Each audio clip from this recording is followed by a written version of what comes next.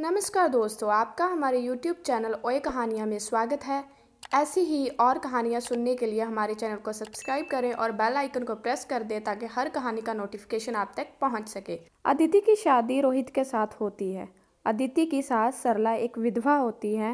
दरअसल सरला का पति उसे कई साल पहले अकेला छोड़कर इस दुनिया से चला गया था।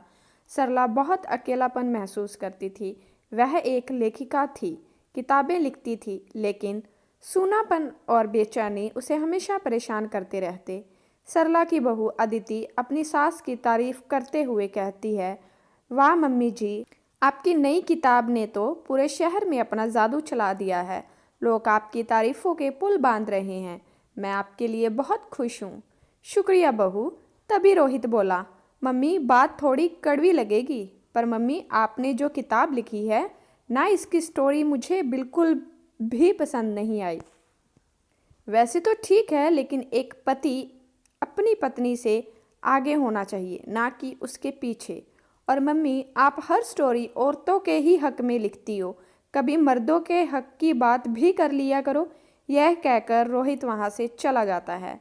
यह रोहित भी ना पूरा का पूरा पागल है, कुछ भी कहता रहता है। मम्मी जी, आप इनकी बातों पर ध्यान ना दें और ऐसे ही वुमेन एम्पावरमेंट पर किताबें लिखते रहो, ताकि जिन आदमियों के दिमाग में जंग लग गई है, जैसे कि मेरे पति और आपके बेटे, वह साफ हो सके। सरला और अदिति का रिश्ता सिर्फ एक सास बहू का नहीं, बल्कि उससे भी बढ़कर था। अदिति सरला की बात, हर चीज़, हर काम में ख्याल रखती। रात में जब लिखते लिखते सरला सो जाती तो अदिति चाय बनाकर ले आती। मम्मी जी, ये लीजिए गर्मा गर्म मसाला चाय, आपके फेवरेट, जिसे पीते ही आपकी सारी थकान दूर हो जाती है। आपको फ्रेश और रिलैक्स फील होगा और आप लिखने में अच्छे से ध्यान दे पाएंगी। अरे अदिति बहू, तुम मेरा कितना ख्याल रखती हो। Thank you. एक दिन अदिति देखती है कि उसकी सास सरला कमरे में बैठकर अपने पति की फ़ोटो को हाथ में लेकर रो रही है।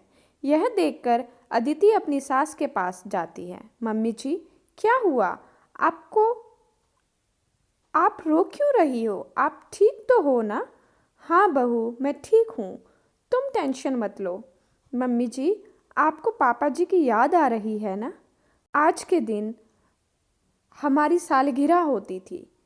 वो हर बार मेरे लिए तोहफे और केक लाते थे जो मुझे पसंद था।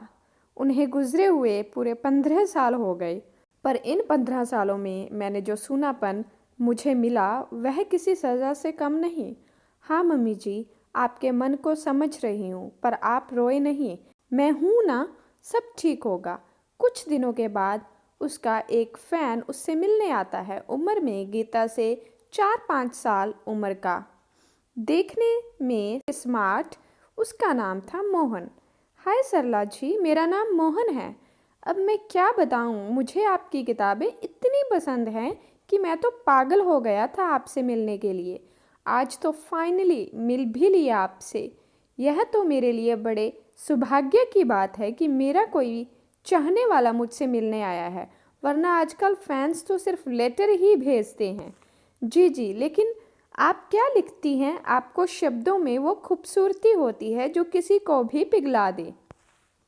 सच में मुझे आपके विचार काफ़ी पसंद हैं। मैं इस शहर में आपसे मिलने आया हूँ, अभी 1 हफ्ता और रुकूंगा। तब तक अगर मैं आपकी लाइब्रेरी में आकर किताब पढ़ सकता हूँ, इससे आपको कोई परेशानी तो नहीं होगी ना? अरे बिल्कुल भी नहीं, यह महफिल पढ़ने वालों की ही है, फिर हम कौन होते हैं मना करने वाले। मोहन अब रोज़ लाइब्रेरी में किताबें पढ़ने आता और खूब सारी मीठी मीठी बातें करते। बातें करते करते कैसे दिन बीत जाता उन्हें पता ही नहीं चलता। 1 हफ्ता होने के बाद भी मोहन शहर छोड़कर नहीं जाता। ऐसे ही दिन बीत जाते हैं और मोहन और सरला एक दूसरे से प्यार करने लगते हैं, पर एक दूसरे को बताते नहीं। फिर एक दिन मोहन सरला से कहता है, मुझे आपसे एक बात कहनी है। जी कहिए।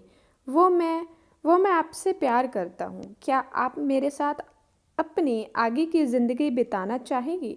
यह सुनकर सरला शर्मा जाती है। हाँ मोहन जी, मैं भी आपसे प्यार करती हूँ, मैं आपसे शादी करने के लिए भी तैयार हूँ। यह दुनिया, यह समाज, मेरे बेटा बहू, यह सब दायरे हमें एक होने से रोकेंगे, हमें जीने नहीं देंगे।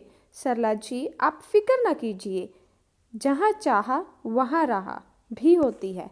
कुछ तो लोग कहेंगे, लोगों का काम है कहना। तभी वहाँ पर रोहित आता है और अपनी माँ से कहता है, वाह, आपने तो सारी शर्म ही उतार दी है ना।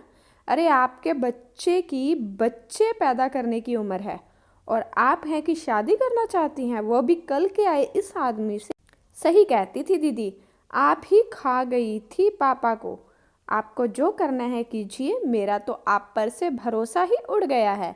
यह सुनकर गीता बहुत उदास होती है कि तभी वहाँ पर उसकी बहू अदिति आती है। अपनी सास से कहती है, मम्मी जी, मैं सब जानती हूँ। अभी अभी रोहित गुस्से से बाहर गए हैं, उन्होंने मुझे सब बता दिया है। बहू, तुम भी उसी की तरह? नहीं मम्मी जी, मैं तो आपके लिए बहुत खुश हूँ।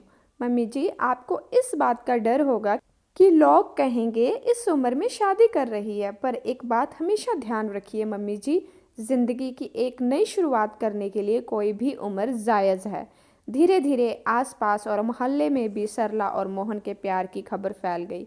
एक दिन सरला और अदिति बाजार में सब्जी लेने जाती हैं कि तभी उनकी एक पड़ोसन वहां मिल जाती है और सरला से कहती है, क्यों सरला, थोड़ी तो लोक लाज शर्म कर लो, अब 50 की उम्र में शादी करोगी? तुम्हें यह सब शोभा भी देता है क्या?